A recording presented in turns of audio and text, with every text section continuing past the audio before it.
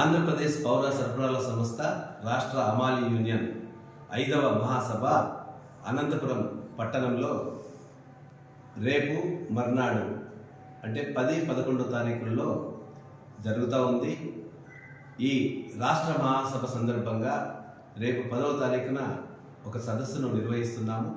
11వ తారీఖు రాష్ట్రం నుండి నలుమూలల నుండి ప్రతినిధులు దాదాపు 200 మంది ప్రతినిధులు హాజరవుతారు. ఉదయం 10 గంటలకు ప్రారంభమై సాయంకాలం 5 వరకు కొనసాగుతుంది. ఈ రాష్ట్ర మహాసభలకు ముఖ్య అతిథులుగా సిఐటియు రాష్ట్ర ఆఫీస్ బేరరు సివిల్ సప్లై హమాలి గౌరవాధ్యక్షులు ఉమామహేశ్వరరావు గారు కూడా హాజరవుతున్నారు. పౌర సరఫరాల సంస్థ రాష్ట్ర హమాలి యూనియన్ అధ్యక్ష కార్యదర్శులు కామ్రేడ్ కృష్ణ ఉదయ్ భాస్కర్ గారు 11వ తారీఖు ఈ మహాసభల్లో పాల్గొంటున్నారు.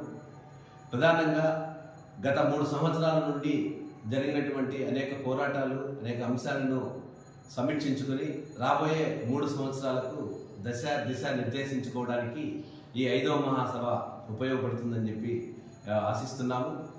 ఈ మధ్యనే రాష్ట్ర ప్రభుత్వము స్కూల్ పిల్లలకు 25 కేజీల మంచి బియ్యం ఇవ్వాలని చెప్పేసి ఒక నిర్ణయం తీసుకొని ఇప్పటికే సరఫరా చేస్తూ ఉంది.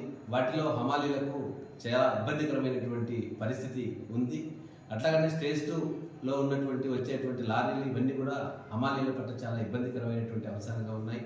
వాటన్నిటి మీద రాష్ట్ర ప్రభుత్వం దృష్టికి తీసుకోవడానికి అట్లాగనే గత 25 సంవత్సరాలుగా ఈ రాష్ట్ర ప్రభుత్వాలకు విన్నవించుకుంటున్నప్పటికీ ఈఎస్ఐకి సంబంధించినటువంటి ప్రధాన మేజర్ సమస్యను పరిష్కరించే దిశగా అనేక ప్రభుత్వాలు పోయినాయి. వాటన్నిటి ఏ ప్రభుత్వం కూడా చర్య తీసుకోలేదు. రాబోయే కాలంలో ఈఎస్ఐ సమస్యను పరిష్కరించనేలా మా పోరాటం తీవ్రతరం చేయాలని, పెద్ద ఎత్తున తీసుకోవాలని చెప్పేసి మహాసభల్లో చర్చిస్తున్నాం. అట్లాగనే ఇంకా అనేక సమస్యలు ఉన్నాయి. పిఎంకి సంబంధించిన పేర్లు ఎక్కే దాంట్లో సమస్యలు ఉన్నాయి. అలానే గోడౌన్లలో విశ్రాంతి గదులకు సంబంధించినటువంటి సమస్యలు ఉన్నాయి. అట్లాగనే హమాలీలకు జీతాలకు సంబంధించి ప్రతి నెల 10వ తారీఖు వేయాలని చెప్పేసి ప్రభుత్వం చెప్తూనే ఉంది. కానీ కింది స్థాయిలో ఆ పని జరగడం లేదు. వాటి మీద రాబోయే కాలంలో రాష్ట్ర ప్రభుత్వానికి ప్రత్యేకంగా తెలియజేయాలనుకుంటున్నాం. వీటన్నిటి మీద ఈ 5వ మహాసభలో చర్చించి కర్తవ్యాలను తీసుకోవడానికి మహాసభ ఉపయోగపడుతుందని చెప్పి ఈ సందర్భంగా తెలియజేస్తా ఉన్నాం.